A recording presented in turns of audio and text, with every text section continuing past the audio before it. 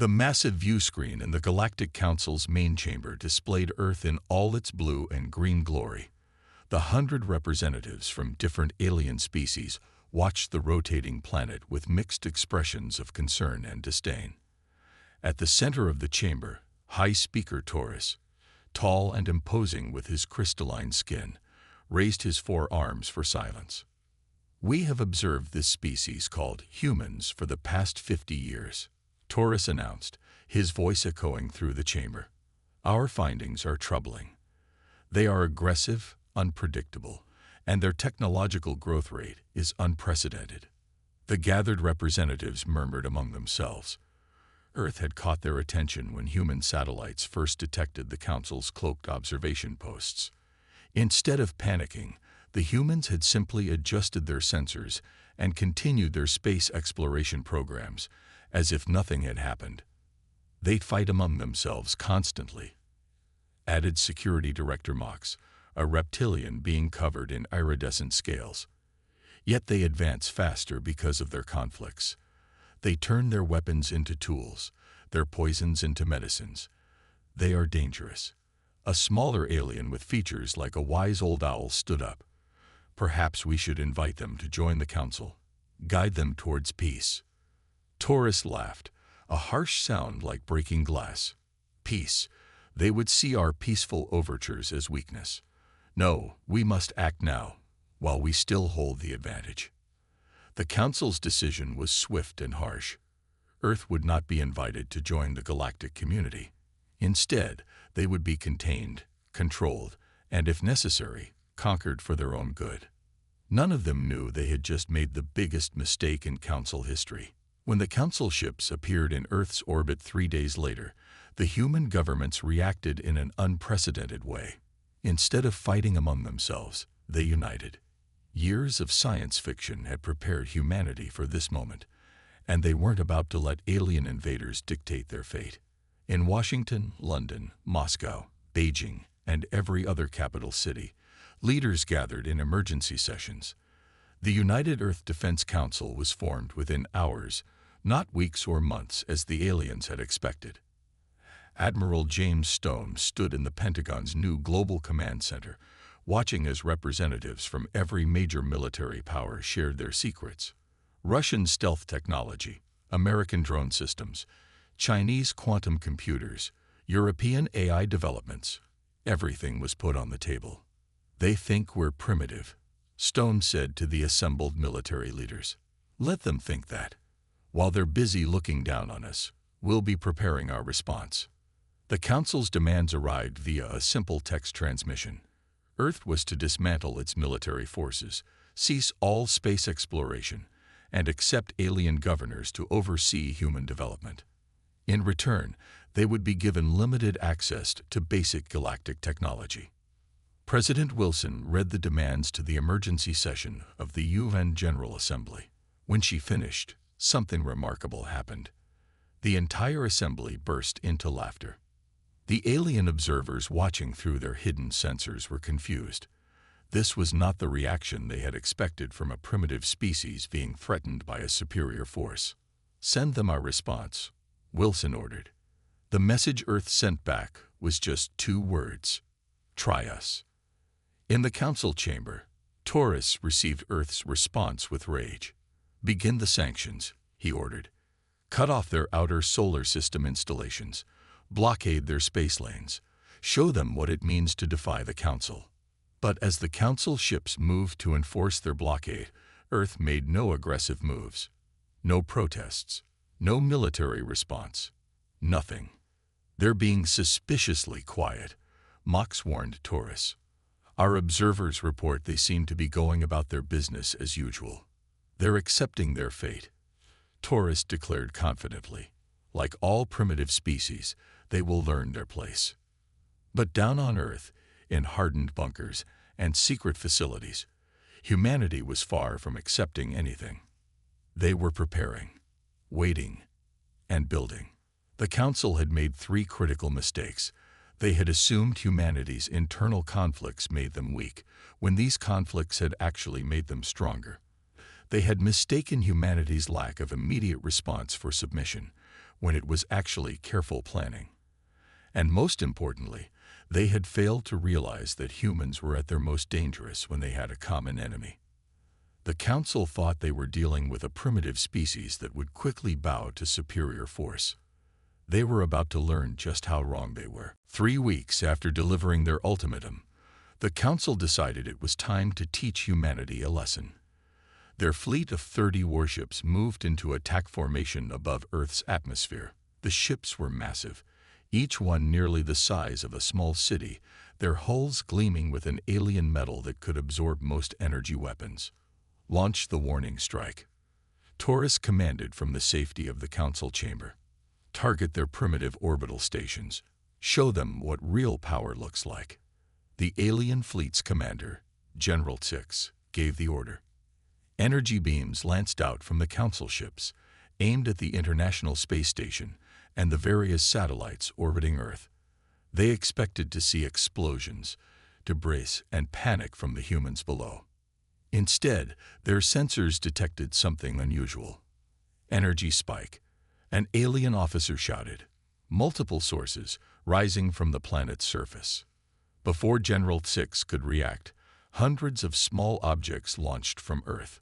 The Council's sensors had dismissed them as space debris, but now they revealed their true nature. They were automated defense platforms, perfectly hidden until this moment. The platforms formed a web around Earth, and then they did something impossible. They linked together, creating a shield network that no single species had ever managed to develop successfully. Impossible, General Six muttered.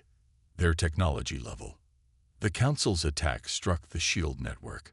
Instead of destroying it, the energy was absorbed, redirected, and then, to the aliens' horror, sent back at them with twice the power. 3 Council ships exploded before they could raise their own shields. 5 more suffered heavy damage. The remaining ships scrambled to regroup, but Earth wasn't finished. From hidden bases on the moon, massive railguns revealed themselves. They launched projectiles at speeds approaching light velocity, moving too fast for the Council ship's sensors to track effectively. Each impact hammered the alien vessels with devastating force.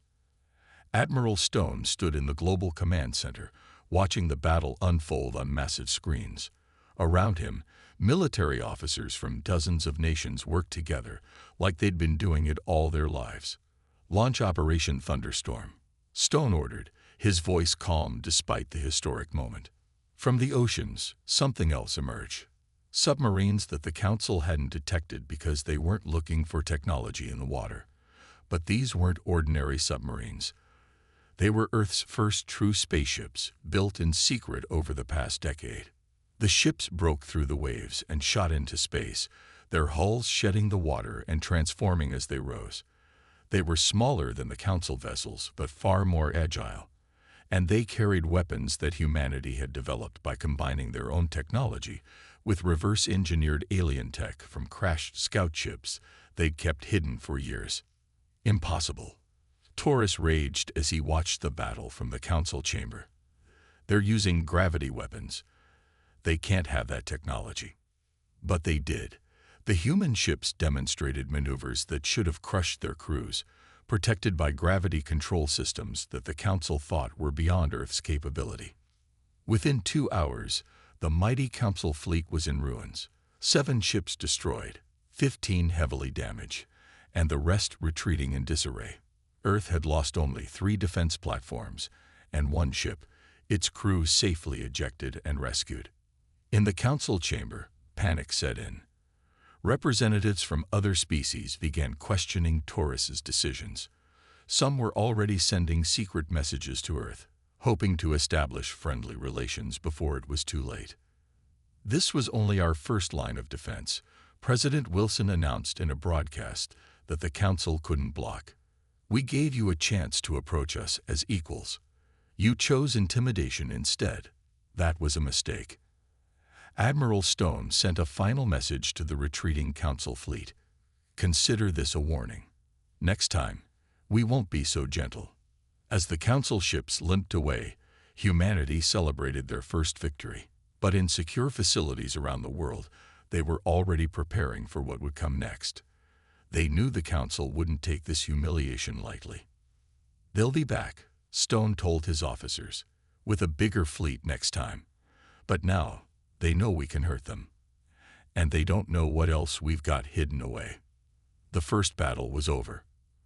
Earth had revealed some of its strength, but not all of it.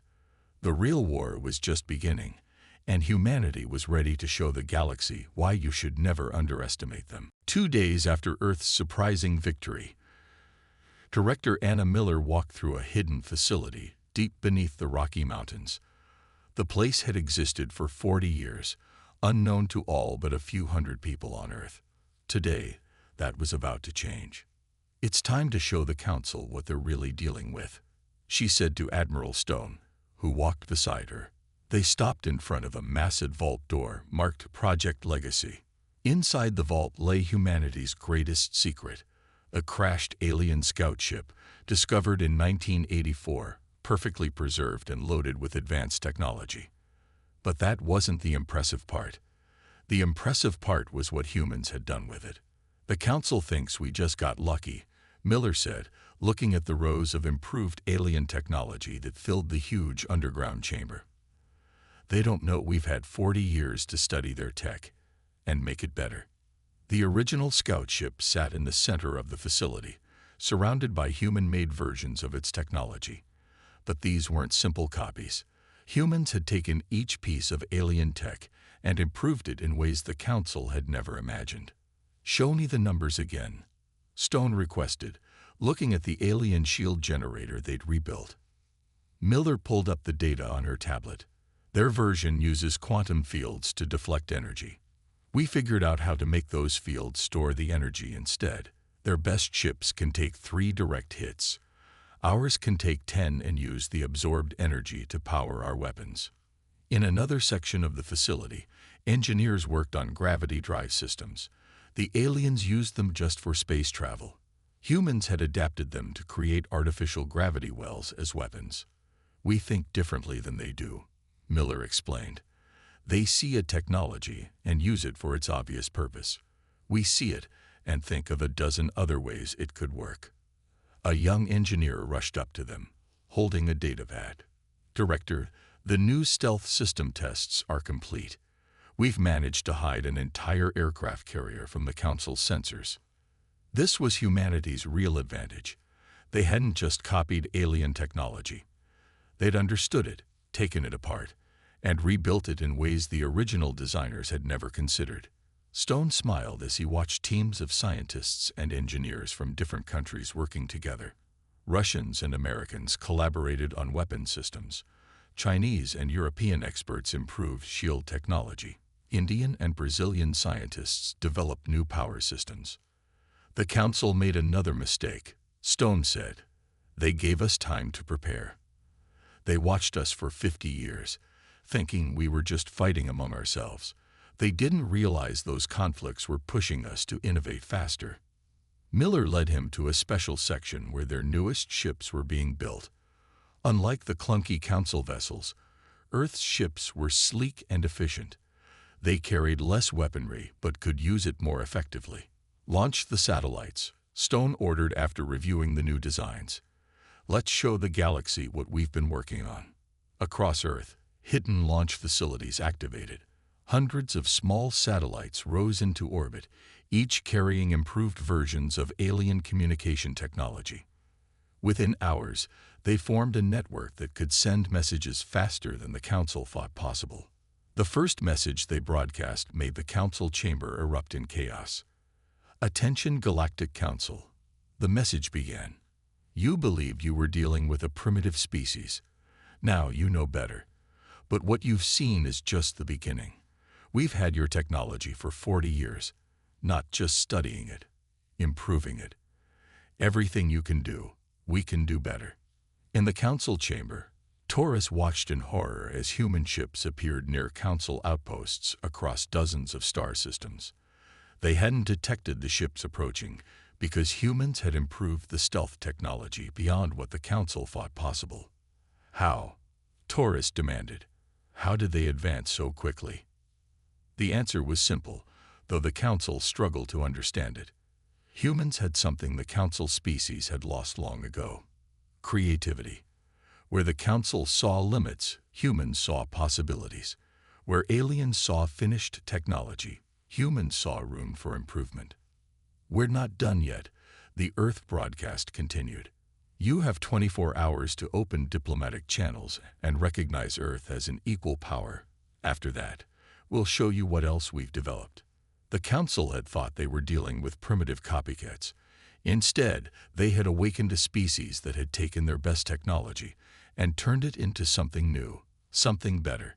And Earth was just getting started. The Council ignored Earth's 24-hour deadline. They couldn't accept that a young species had surpassed them. Their response was to gather the largest fleet ever assembled, 500 warships from all major Council races. But Earth was ready. They had planned this moment for decades. Commander Kate Waters stood on the bridge of the EDS Humanity, Earth's newest flagship. Unlike the bulky Council ships, it was sleek and dark, designed to slice through space like a sword. Around her, crew members from 20 different nations worked at their stations. "All ships report ready," her first officer announced. "Project Prometheus is armed and ready for deployment." Waters nodded. Project Prometheus was humanity's masterstroke, a weapon that could bypass alien shields completely. The Council thought their shield technology was perfect. They hadn't considered that the shields might be the weakness. "Launch the attack," Admiral Stone ordered from Earth Command. "Show them what happens when you corner humanity." The Earth fleet jumped into action. 300 ships, smaller than the Council vessels but far more advanced, appeared around the gathered Council armada. They had been there the whole time, hidden by stealth technology that worked better than anything the Council had. "Impossible," General Six shouted as human ships seemed to materialize from nowhere. "Their stealth systems shouldn't be this good." The battle began. Council ships fired their weapons, expecting to easily overwhelm the smaller human fleet. Instead, the human ships moved in ways that defied normal space combat. They spun and twisted, their gravity drives letting them turn at angles that should have torn them apart. "Deploy Prometheus," Waters commanded. Small devices launched from the Earth ships. They looked harmless, just metal spheres the size of basketballs. The Council ignored them, focusing on the ships instead. That was their mistake. The Prometheus devices activated. They didn't attack the Council ship's shields. They changed the nature of space around them. The shields weren't bypassed. They simply stopped working. "What's happening?" Taurus demanded, watching from the Council chamber as ship after ship lost its defenses. "How are they doing this?" The answer was simple. Humans had realized that shields worked by bending space, so they had created devices that could unbend it. It was like finding the off switch for the most advanced protection in the galaxy. Without their shields, the Council ships were vulnerable. The Earth fleet struck hard and fast. They didn't aim to destroy, just disable. Precise shots took out engines, weapons, and control systems. "Remember," Waters told her crew, "we're not here for revenge. We're here to end this war quickly."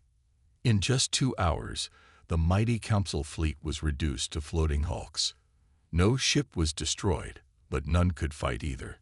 Earth had won without a single death on either side. The final blow came when human ships appeared over every major Council world at the same time.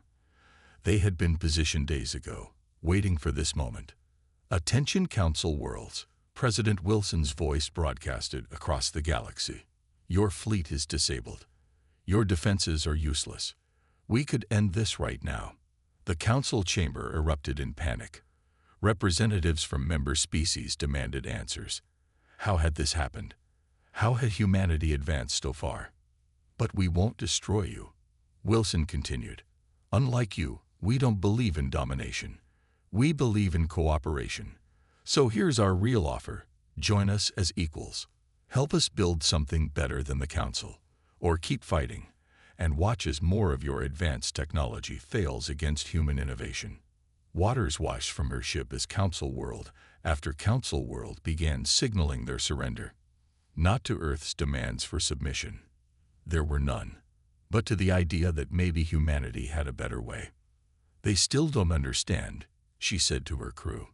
We didn't win because we had better weapons.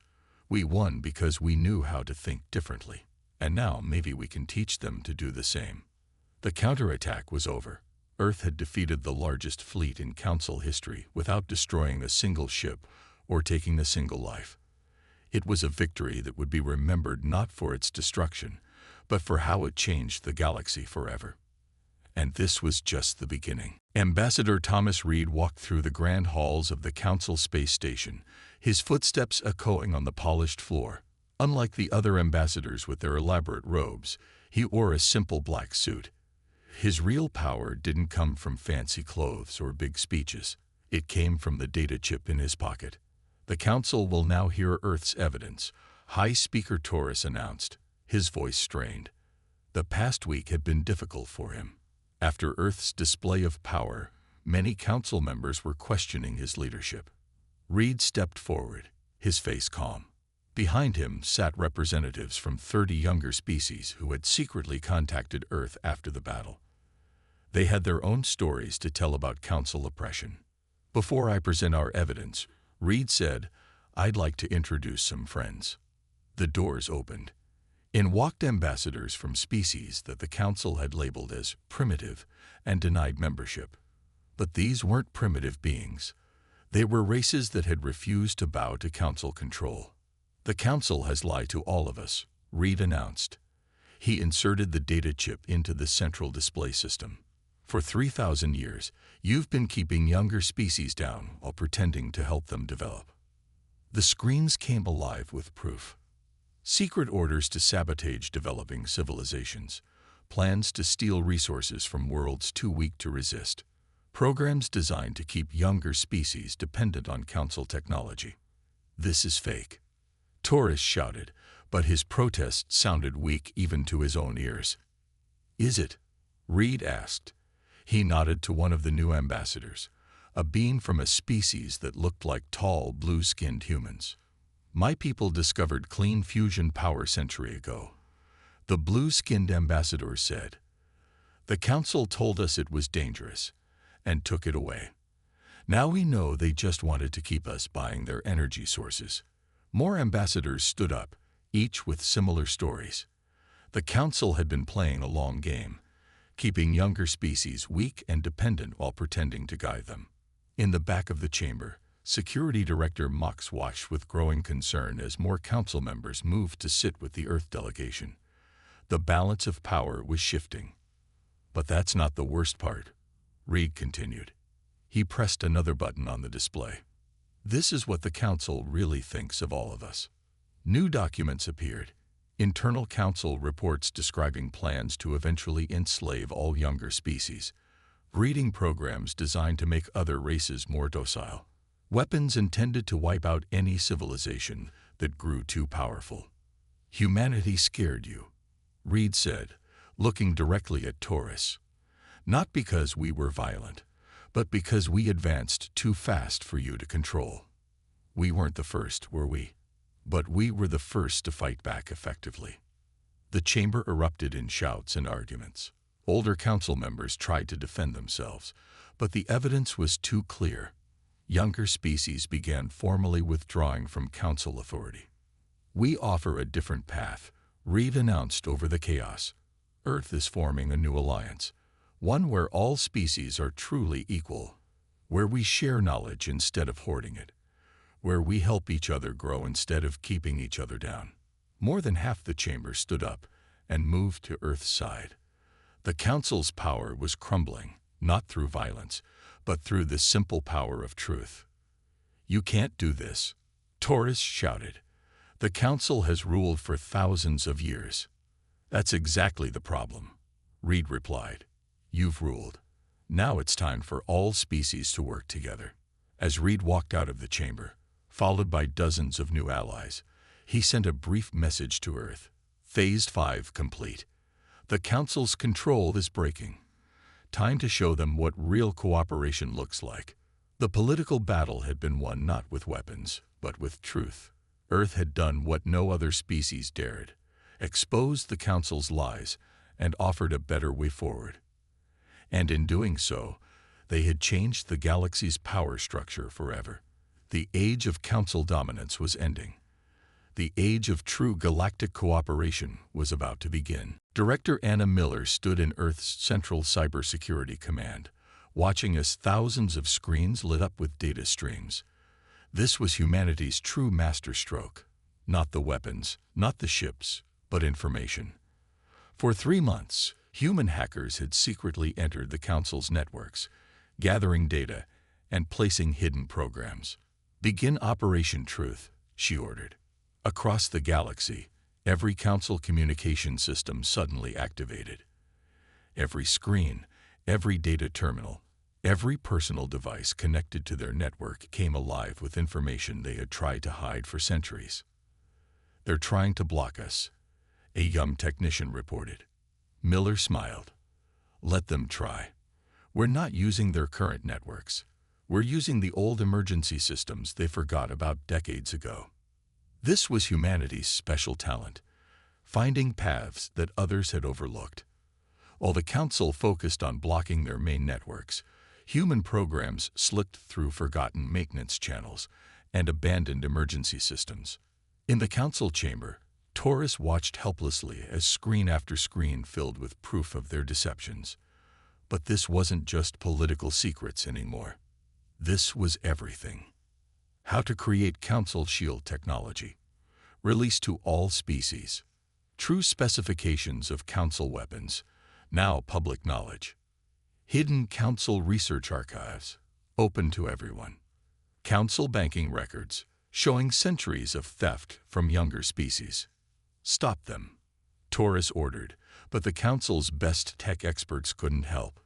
Humans hadn't just hacked their systems, they had completely taken control. On 1,000 worlds, beings of all species watched as the Council's carefully guarded technological secrets were revealed. The Council hadn't been sharing knowledge with younger species, they had been holding it back, giving them crippled versions of advanced technology. "We can't shut down the networks," a Council tech expert reported. "They've locked us out of our own systems." But Earth wasn't just revealing secrets. As the Council's lies were exposed, human technology began upgrading the shared networks. Communication systems suddenly worked better. Power grids became more efficient. Medical databases expanded with treatments the Council had kept secret. Ambassador Reed stood in the Council chamber, watching the chaos unfold. "We could have destroyed your networks," he announced. "Instead, we're making them better. This is the difference between Earth and the Council. You take, we share." The Council's control was built on keeping secrets and controlling information. Now those secrets were exposed, and the information was free. "Your choice is simple," Miller's voice broadcasted across the galaxy. "Keep following leaders who lie to you, or join an alliance that believes in sharing knowledge." From the Humanities Bridge, Commander Waters watched as ship after ship dropped their Council identification and declared themselves independent. The Council's mighty fleet wasn't destroyed by weapons. It was dissolving because their crews now knew the truth. "The Council is trying to lock down their remaining secure facilities," an officer reported to Waters. "Let them," she replied. "Those facilities are already compromised. They just don't know it yet." This was the true revenge of Earth, not destruction, but revelation. The Council had built their power on lies and secrets. Humanity brought truth and openness. In the Council's secure archives, hidden deep beneath their capital world's surface, the final part of Earth's plan activated.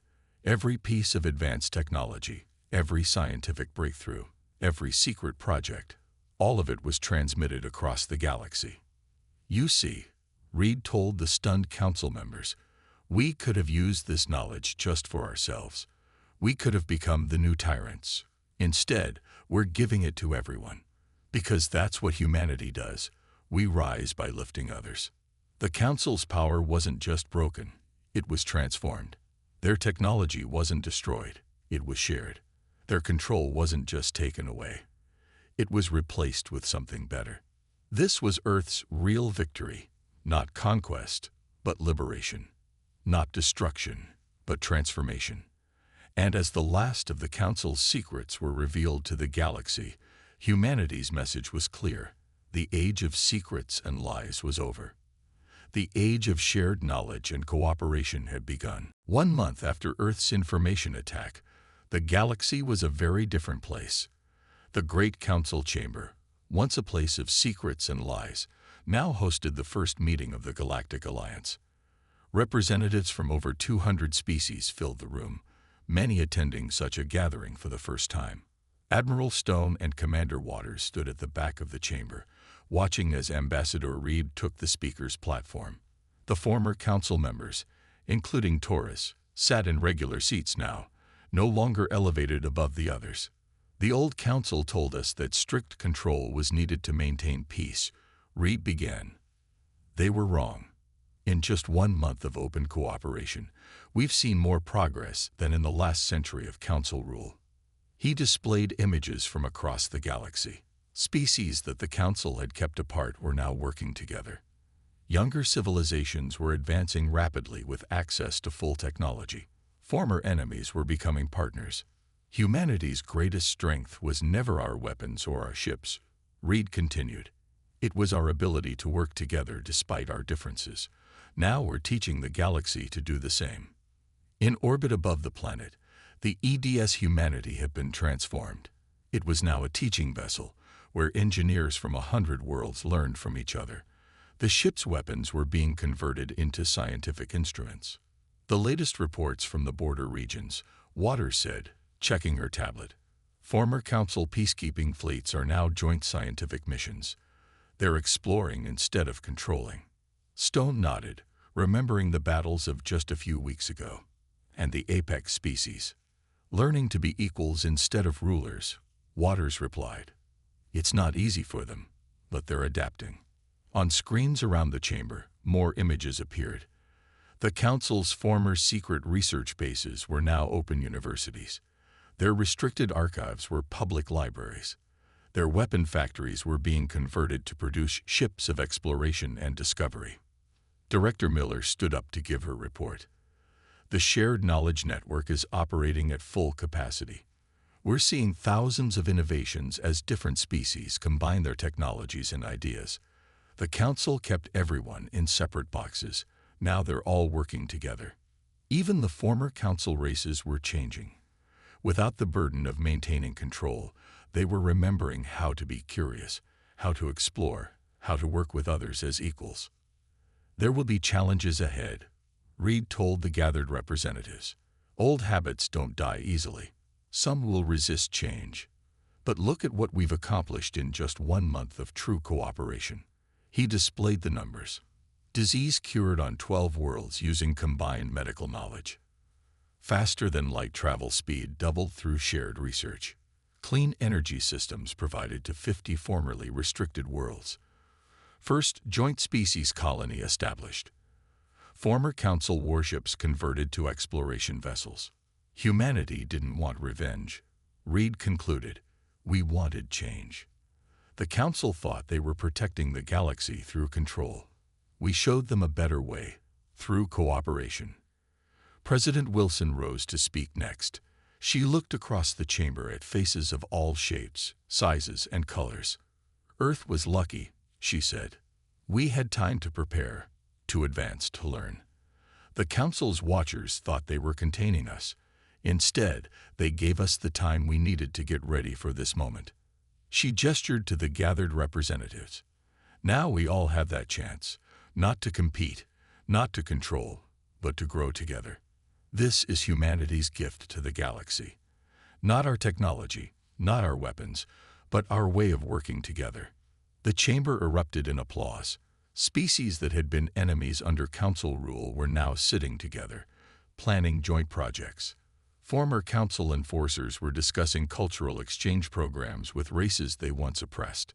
This was Earth's true victory, not the defeat of an enemy, but the creation of something new, not revenge, but renewal. As the new Galactic Alliance held its first official vote, with all species having equal voice, humanity had shown the galaxy a fundamental truth. Real strength doesn't come from control or domination. It comes from working together. The Council's old motto, order through control, was replaced with the Alliance's new one, progress through cooperation. The galaxy would never be the same. And that was exactly what humanity had planned all along.